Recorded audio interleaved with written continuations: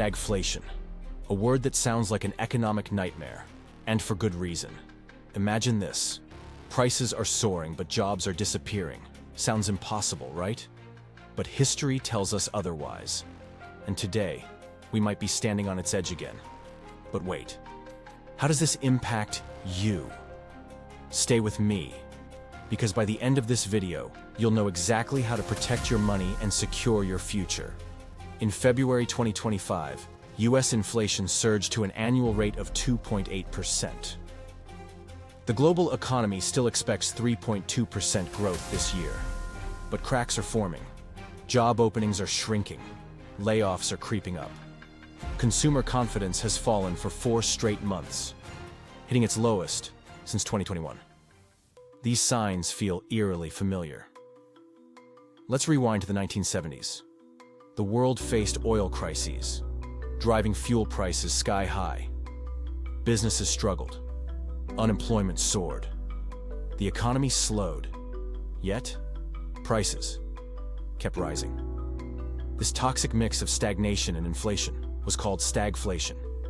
And guess what? We might be headed there again. Fast forward to today. The causes may be different, but the pattern is unsettlingly similar. Supply chain disruptions.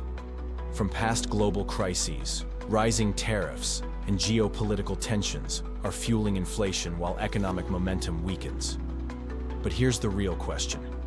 How does this affect you? Everyday expenses keep climbing, yet wages, they're not keeping up. The stock market is struggling. Investments feel risky. So what can you do right now to stay ahead? Here's your action plan. First, invest wisely.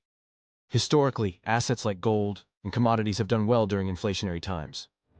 But market volatility is real, so assess your risk carefully. Second, cut unnecessary expenses.